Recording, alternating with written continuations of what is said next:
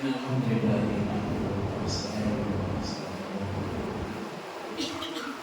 ونعوذ بالله من شرور انفسنا ومن سيئات اعمالنا من يهده الله فلا مضل له ومن يضلل فلا هادي له اشهد ان لا اله الا الله وحده لا شريك له واشهد ان محمدا عبده ورسوله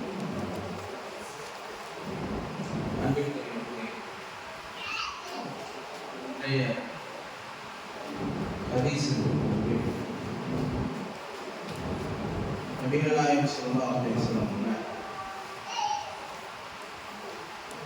இன்னலி குல்லி உம்மத்தின் ஃபித்ரத்துல் உம்மத்தி அல்மா. இதுக்கு என்ன பொருள் என்றால், ஒவ்வொரு சமுதாயத்திற்கும் ஒரு சோதனை உண்டு. என்னுடைய சமுதாயத்திற்கு செல்வத்தான் சோதனை என்று நபிகள் நாயகம் ஸல்லல்லாஹு அலைஹி வஸல்லம். செல்வ சோதனை என்றால், இன்னைக்கு அந்த செல்வங்களை வைத்து நன்மையான காரியங்கள், இஸ்லாத்தில் சொல்லப்பட்ட நன்மையான காரியங்கள் அதிகமாக இருக்கும் பொழுது ஒரு சோதனை என்று சொன்னால் அதை எப்படி எதிர்கொள்வது? நன்மை செல்வங்கள் நம்மளுக்கு கிடைச்சால் ஒரு பாக்கியம், அதை வைத்து மறுமையில எளிமையாக நாம சொர்க்கம் செல்லலாம். அப்படி ஒரு வழி இருக்கும் பொழுது சோதனை என்று நபிகள் நாயகம் ஸல்லல்லாஹு அலைஹி வஸல்லம் சொல்லியிருக்கிறாங்க. இது என்ன ரெண்டுக்கும் முரண்பாடா இருக்கு? இன்னொரு பக்கம் வேற ஒரு செய்தியாக சொல்லும் பொழுது, நீங்க இந்த உலகத்துல செல்வங்களை சேர்த்து வைத்து உங்களுடைய வாரிசுகளுக்கு விட்டு விட்டு செல்லுங்க, நிராயுத பாணிகளாக விட்டு சென்று விடாதீங்க, மரணிச்சு விடாதீங்க என்று நபிகள் நாயகம் ஸல்லல்லாஹு அலைஹி வஸல்லம் அவங்க சொல்றாங்க, எச்சரிக்கை பண்றாங்க. அப்படி இருக்கக்கூடிய இந்த காலகட்டத்தில் கொஞ்சம் முரணா இருந்த இந்த காலத்தில் நமக்கு செல்வங்கள் சோதனை சொன்னாங்க. இதுக்கு முன்பு இருந்த காலம் ஒவ்வொரு நபிமார்களுக்கும் ஒவ்வொரு சோதனை, நமக்கு இந்த செல்வம் சோதனை. ஸோ நம்மளுடைய கடந்த காலங்களை இப்பதானே அதிகமாக சொன்னோம், நினைச்சதெல்லாம் அனுபவிக்கக்கூடிய காலகட்டம். ஒரு 10 கோடி 20 கோடி 50 கோடி இப்ப இருக்கு நம்ம கையில, 2 நாள் செலவழிச்சிடும். அப்படி உள்ள அந்த வாய்ப்புகள் இப்போ உலகத்தில் அதிகமா இருக்கு. நீங்க ஒரு 200 வருஷத்துக்கு முன்னாடி போனா, ஒரு 300 வருஷத்துக்கு முன்னாடி போனா இந்த நிலைமையெல்லாம் கிடையாது. என்ன அன்னைக்கு என்ன அதுதான். இன்னும் அடிமையாக இருந்த காலகட்டத்தில் கூட அந்த ஏழை பாளையங்கள் எல்லாம் என்ன செய்வாங்கன்னா, ஒரு காலம் இருந்துச்சு, அரசாங்கம் ஏதாவது தப்பு பண்ணிட்டாங்கன்னா ஏழை பாளையங்கள் எல்லாம் அந்த சொந்த நிலங்களை எழுதி வச்சிருவாங்க. அதில் உழுது போட்டு அந்த வரி ரொம்ப ஃப்ரீயா தப்புன நிலங்களை எழுதி வச்சு அப்போ வாழ்ந்தவங்க இருப்பாங்க இல்லையா, நான் கை நட்டு புதுசா புதையன்னு சொல்றாங்க இல்லையா, எங்க இருந்து வருதுங்க? அது நம்மளால அனுபவிக்க முடியாது, பறிச்சுட்டு போதாயிரும். ஆனா இப்ப அந்த புதையல் எடுத்துன்னு சொன்னா அரசாங்கத்துக்கு சொந்தமாயிரும், ஏதாவது ஒரு பரிசு தந்துட்டு நம்மளுக்கு என்ன செஞ்சிருவாங்க, அதோட மேட்டரை க்ளோஸ் பண்ணிடுவாங்க. ஒன்றும் பார்த்தோம்னு சொன்னால் கொஞ்சம் முரணாக இருக்கா இல்லையா? அதே நேரத்தில் ரசூலுல்லாஹ் எச்சரிக்கையும் செஞ்சிருக்கிறாங்க. இன்னைக்கு நமக்கு வாழக்கூடிய காலகட்டத்தில் ஈக்குவல் பண்ணணும்னு சொன்னா fan, AC, fridge, mixie, electronic சாமான், மொபைல், என்னெல்லாமோ கம்ப்யூட்டர் என்னெல்லாமோ வந்துருச்சு. ஸோ இது எல்லாமே ஒரு சோதனை தான். 8வது அத்தியாயம் 28வது வசனத்துல பார்த்தோம்னு சொன்னா, வாரம் அன்னமா அம்மாவுக்கும் அவுலாதுக்கும் ஃபித்னா, அறிந்து கொள்வது கவனமா இருந்துங்க. அல்லாஹ் சொல்றான், உங்களுடைய சந்ததிகள் உங்களுடைய செல்வங்கள் எல்லாமே ஃபித்னா, சோதனை தான், பெரிய சோதனை தான். அது உங்களை வழிதவற செய்திருக்கும், வழிமாறி செய்திருக்கும். சொத்து சோழ வந்துட்டாலே முடிஞ்சு போச்சு. ரொம்ப கவனமா இருந்துருங்க. எச்சரிக்கை செய்யறாங்க. அதுபோல மகத்தான கூலி அல்லாஹ்விடம் உள்ளது. நீ செல்வத்தில் ரொம்ப கவனமா இருக்கு எச்சரிக்கை செய்யறாங்க. அதே மாதிரி அல்மால் பனூன சீனத்துல் ஹயாத்தத் துன்யா, செல்வமா இருந்தாலும் சரி, சந்ததிகளாக இருந்தாலும் சரி, இது எல்லாம் அந்த அற்பமான இந்த உலகத்துல வெறும் கவர்ச்சி. அப்போ அந்த செல்வங்களை கவர்ச்சி என்றும் சொல்லப்படுது. ஒரு வாக்கியாத்து சாரியாத்து கயம், என்றென்றும் நிலையாக இருக்கக்கூடிய மறுமதா சிறந்தது என்றும் நபிகள் நாயகம் ஸல்லல்லாஹு அலைஹி வஸல்லம் சொல்றாங்க. இன்னும் சொல்வதாக இருந்தால், ஒரு 2 பெண்மணிகளை மூமின்களுக்கெல்லாம் முன்மாதிரியாக குர்ஆன்ல சொல்லப்படுது. பெண்மணியை தேர்ந்தெடுக்கலாமா? எந்த ஒரு ஆசவாசன நட்டு எல்லாத்துக்குமே ஆண் அதிகம் பெண் அதிகமான சொன்னா பெண்களை தான் நம்ம சொல்ல முடியும்.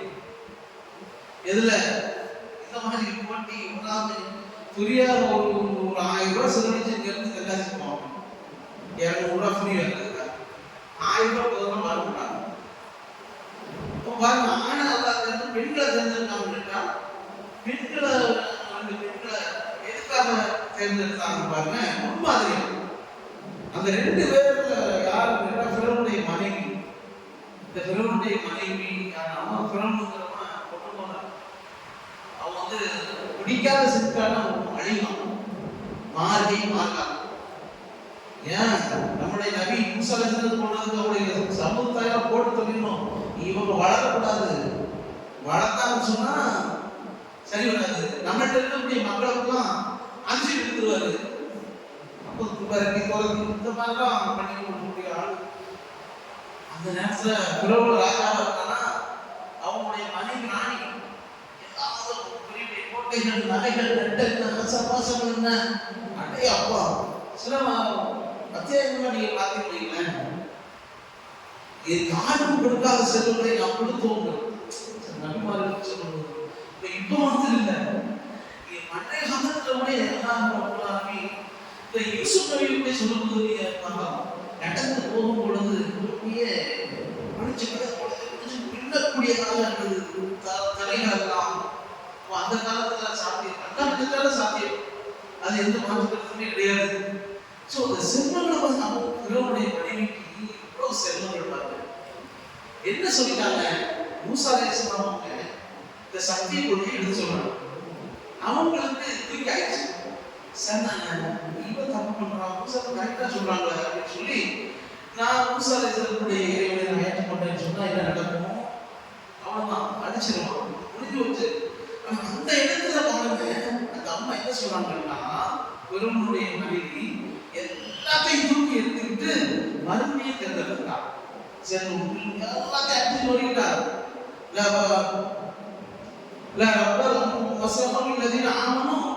அதாவது மூமின்களுக்கு முன்னுதாரணமாக அல்லாஹ் எடுத்துக்காட்டுறான். எப்படி பிறருடைய மனைவி உங்களுக்கு உதாரணமாக எடுத்துக்காட்டுறான். என்ன உதாரணம்? கால ரப்பி இதற்கு பைத்தஞ்சாங்க அது சொல்றாங்க. எடுத்த இறைவா, எனக்கு சொந்தத்துல ஒரு மாளிகை கொடு. இது எல்லாம் எனக்கு ஒண்ணு இல்லை, எல்லாம் என்னுடைய அல்பமானது. எதனால சொன்னா எல்லாம் கிடைக்கக்கூடிய அந்த ராணிக்கு, பிறனுடைய மனைவிக்கு தெரியுது என்ன அவங்க பண்ணக்கூடிய மாயத்தால எல்லாம் போய் மூசா செஞ்சதெல்லாம் உண்மை எல்லாமே பார்த்து உடனே அவங்க ஈமான் பண்ணிட்டாங்க. அப்ப இந்த உலகத்தில் உள்ளது வேண்டாம், அன்புதான் சிறந்ததுன்னு சொல்லி தேர்ந்தெடுத்தாங்க. அதுக்காக அல்லாஹ் முன்னுதாரணமாக சொல்லிக்கிறாங்க. இன்னொரு பெண்மணி யாரு கேட்டா, இவருடைய மகன், அதாவது ஈசா நபியுடைய தாயார் மரியம் அலைஹிஸ்ஸலாம், அவங்களும் இதே மாதிரி தான் மாற்று. இந்த 2 பெண்மணியும் தான் அல்லாஹ் என்ன சொல்றான்னு கேட்டா, மூமின்களுக்கு முன்னுதாரணம். அப்ப இதெல்லாம் பார்க்கும் பொழுது சோதனை வழிமாறிடும். வழிகெடுத்துடும், இதெல்லாம் சரி வராது. ஓரளவுக்கு நம்மளை கொண்டு அதை சரி பண்றது நல்லதான். அது மாத்திரம் இல்லாம நம்மளிடம் சொத்து சுகம் காசு பணம் ரெண்டு தோப்பு துறவு இது இருந்துச்சுன்னு வைங்க, சரியான முறையில கையாளும். அது கையாளன்னு சொன்னால் நேர கொண்டு போய் நம்ம என்ன செய்யணும், நரகத்துல கொண்டு போய் தள்ளிடும். நீங்க பாருங்க, நம்ம கூட தான் இருப்பாங்க நார்மலாக, நம்மளுடைய சொத்து சுகமாக இருந்தா அவங்க அனுபவிச்சிருப்பாங்க. கொஞ்சம் காசு பணம் பார்த்தாலும் வைங்க, அவங்களுடைய அந்த பெருமை கௌரவம் வேற மாதிரி ஆயிப்போயிருக்கு. மழை வந்தாலும் சரி, வெயில் அடித்தாலும் சரி, பிரதேசத்துல போய் வரமாடுகிறாங்க. நம்ம கூட நின்றவங்க ஆரம்ப காலத்துல வெளில போக மாட்டாங்க, உள்ள நின்று பார்ப்போம். என்ன காரணம் நினைக்கிறீங்க? இந்த காசு பணம் வாடகை பாருங்க, நல்லா இருக்குது, 5 நாள் தொடர முடியுமா? அவங்க எது முடியுதுன்னு பாருங்க. காசு பணம் இருந்துச்சுன்னா நேரம் கொண்டு போய் அது நம்மள நரகத்துல கொண்டு போய் தள்ளிடும். அல்ல குரான் நகைச்சுவை 102வது அத்தியாயத்துல 8வது வசனத்துல பார்த்தோம்னா, அல்ஹம்து தகாசுர், மனிதன் எப்படி எண்ணுகிறான் பாருங்க, இன்னும் வேணும் இன்னும் வேணும் என்ற எண்ணம் உங்களுடைய கவனத்தை திசை திருப்பி விட்டது. நான் சொல்லியாச்சு, கடமையான தொழுகுதான், இறைவன் தான் பெரியவன், தொழுகுதான் முதல்ல, அந்த எண்ணம் வரல. ஊரு உலகம் காசு பணம் அப்படியே திருப்பி எந்த ஒரு தீய செயல்பாடு நம்மளுடைய மைண்ட நோர வச்சுருவீங்க, அதெல்லாம் தூக்கி கொண்டு வந்துடும். கொஞ்சம் சுத்த வைங்க, அதுதான் செய்தான் அப்படியே ஆக்கிரமம், அந்த மைண்ட் அப்படியே கொண்டு போயிடும். அப்புறம் பார்த்துக்கலான்னு அந்த மனசுல அப்படியே குதிச்சு அதை மறக்கடிச்சிடும். கடைசி மகரிப்புடைய அசத்துடைய வித்தியாசம் அந்தந்த நேரத்துக்கு தகுந்த மாதிரி கொள்வது மணி. அப்ப இந்த எல்லாத்துக்கும் இந்த வழிகளுக்கு போறது, அதிகமாக உலகத்துல தவறுகள் நடக்கிறது என்ன காரணம்? இந்த காசு பண்ணலாம், சொந்த மதம் பிரிகிறது, கணவன் பிரிகிறது, வாப்பா மகன் பிரிகிறது, நண்பர்களுக்கு பிரிகிறது. மெயினான இடத்துல இந்த காசு பணம் இருக்கிறத நம்ம பார்க்க முடிகிறது. அப்ப என்ன நடக்கும் பாருங்க, அதாவது இன்னும் வேணும் இன்னும் வேணும். ஏதாவது மனிதன் இப்ப செல்வங்களை தானே நினைக்கிறான், அதான் அல்லாஹ் சொல்லிக்காங்க. எது வரைக்கும் தெரியுமா?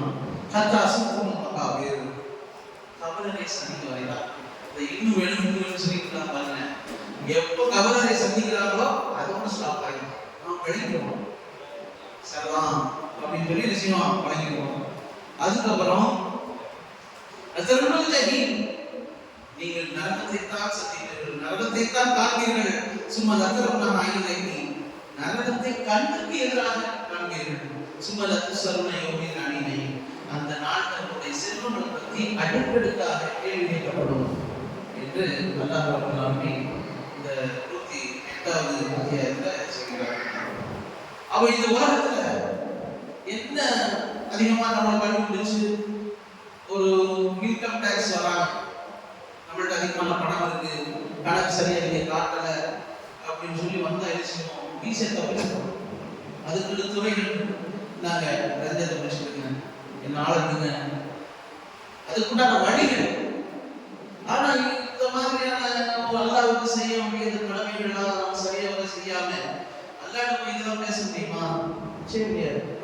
மனிதர்களுக்கு சாத்தியப்படும், அல்லாஹ்வுக்கு நிச்சயமா சாத்தியப்படாது.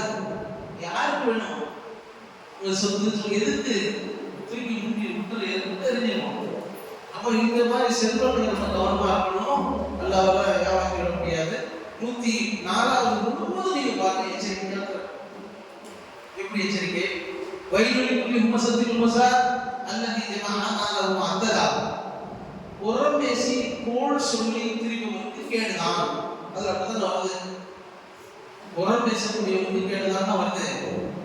அடுத்த வரிசையை பாருங்க, யாரு கேட்டா அல்லாஹ் குர்ஆனில் சொல்லி காட்டுறார்.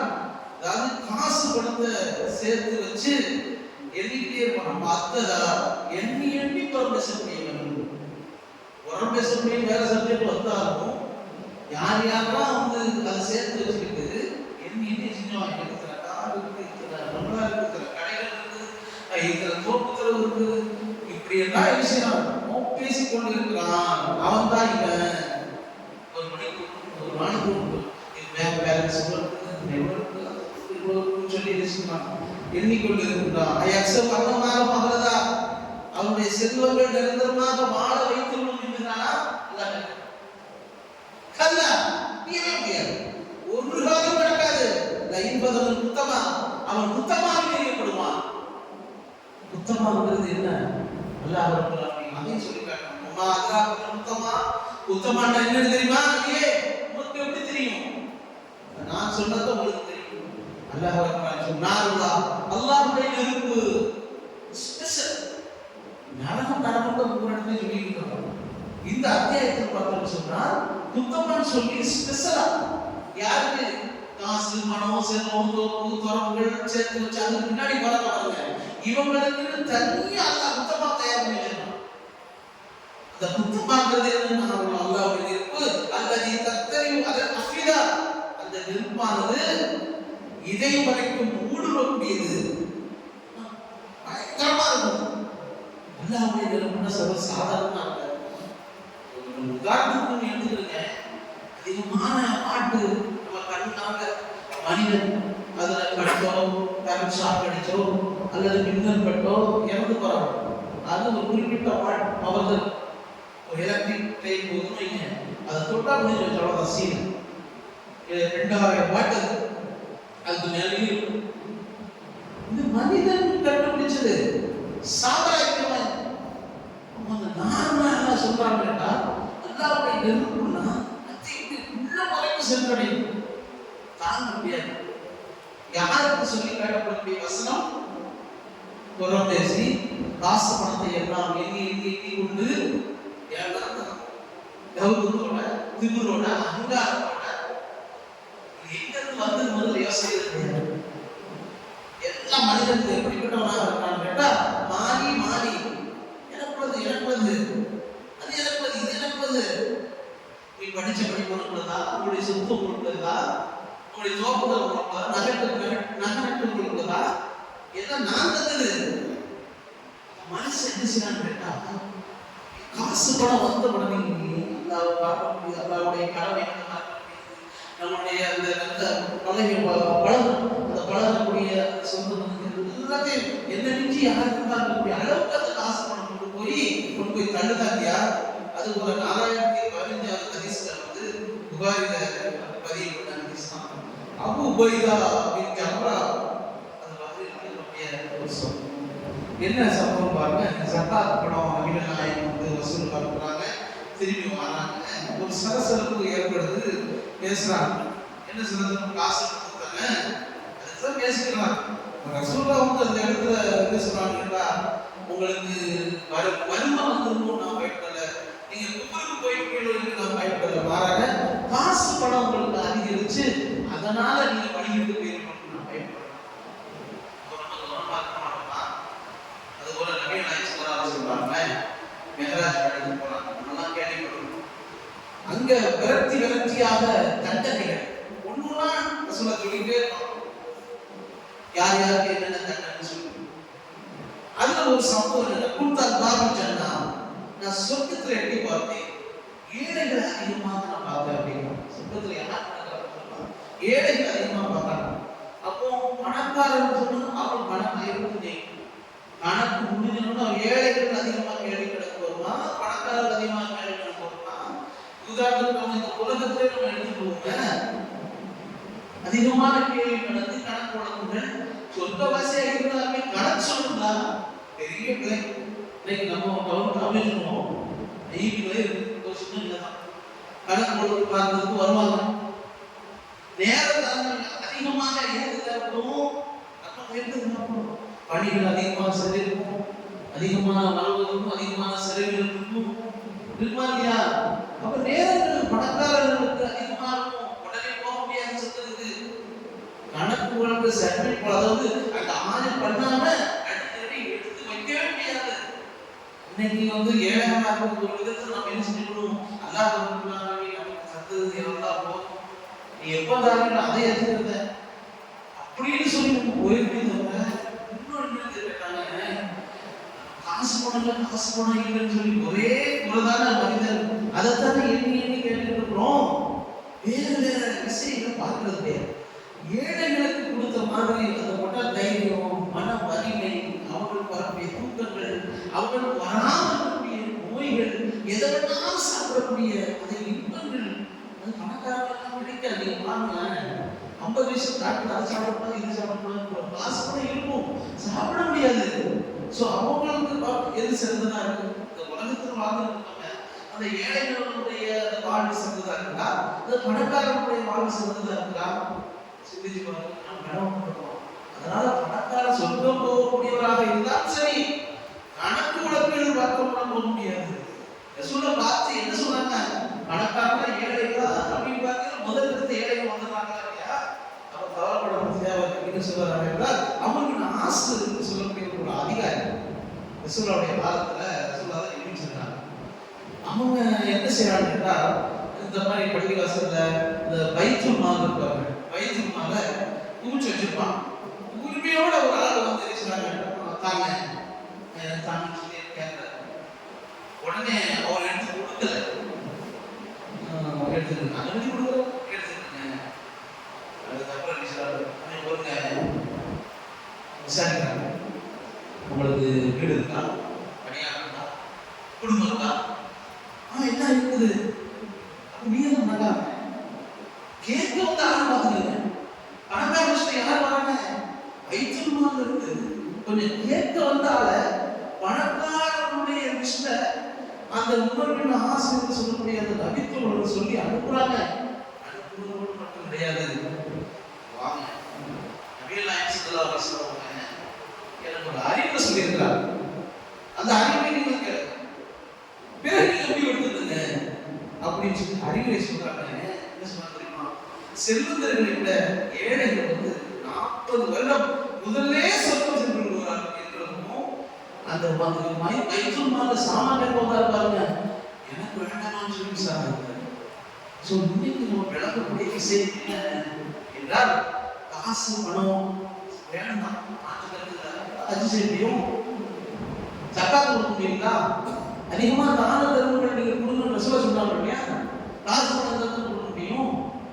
கஷ்ட காலகட்டத்தில் ஏழைகள் இருக்கும்போது நபிகள் நாயகம் சஹாபாக்களுக்கும் சஹாபிய பெண்மணிகளுக்கும் பணக்காரர்களுக்கு காசு கொடுத்தாங்க, சொர்க்கம் பெறுவாங்க. யார சொன்னீங்க? ஒண்ணுமே இல்லை, ஏழையா இருக்காங்க. அவர் ரசூல் என்ன வழிகாட்டுறாங்க? சுப்ஹானல்லாஹ், அல்ஹம்துலில்லாஹ், அதுக்கு சொல்லுங்க. அதை விட நீங்க நன்மைகளை புதியலாம். அவங்க எதை வழிகாட்டுனாங்க? திக்குல வழிகாட்டுனாங்க. அவங்க உமரா செய்யறதா இருந்தாலும், தர்மம் செய்யறதா இருந்தாலும் சரி, அஜி செய்யறதா இருந்தாலும், சக்காத்து கொடுக்கறதா இருந்தாலும் சரி, ஏழை பாழை குடும்பத்தை ஆரம்பிங்க. குடும்பத்துக்கு பைசா இருந்தா பைசா தான் பைசா வேணும், அது எந்த மாற்றுக்கிறது இல்லை, அது ஒரு பெரிய பாக்கியம். ஆனால் அல்லாஹ் ரப்பல் தந்த பொருளாதாரத்தை சரியா முறையில நம்ம செலவழிச்சுன்னு சொன்னால் நிச்சயமாக என்ன செய்யலாம்? இதை வச்சு நம்ம கொண்டு போய் நேரத்தை சொல்றதுக்கு தள்ளி கண்மூடி நம்ம தரமாக ஊதாடித்தனம் பண்ணி நம்முடைய செல்வத்தை நம்முடைய பிள்ளைகளுக்கு சந்ததிகளுக்கு சேர்த்து வைக்காம போனா நாங்கள் விஷயம் நம்ம பாப்பம்மா வைவாங்க, சாச்சப்பம்மா வைவாங்க, இறந்ததுக்கு பிறகு மாப்பா இருந்தாங்களா நல்ல சம்பாத்தியம் பண்ணாங்க, எல்லாத்தையும் உதாரணமா சொல்லி போயிட்டாங்க. இந்த பிள்ளை அடுத்த பார்க்க போது எப்படி மனசு வரும்? சரி இருக்கணுமே, நாம் இப்ப இருக்கணும், எந்த சொத்து சுகத்தில் இருக்கணும்? நம்முடைய வாப்பா அப்பா மாட்டுடைய சொத்து நம்ம செல்வம் இருக்கிறோம். அதான் என்ன சொல்றான்? நீங்க வாரிசு சொத்துக்களை தான் முன் வருகிறீர்கள் சொல்றாங்க இல்லையா? வாரிசு சொத்துக்களை நம்ம சாப்பிடுறோம். அப்ப நம்ம மட்டும் அப்படி சாப்பிடணும், சந்ததிகள் அப்படி விடக்கூடாது. சந்ததிகளுக்கும் சேர்த்து வைக்கணும். இறைவன் அந்த பொருளாதாரத்தை சரியான முறையில செலவழிக்கக்கூடிய ஒரு காலம் மாறணும். அப்படி நல்ல மக்களாக வரையை ஆக்கி அவர்களுடைய வாழ்க்கை. அல்ஹம்துலில்லாஹி ரப்பில் ஆலமீன். அஸ்ஸலாமு அலைக்கும்.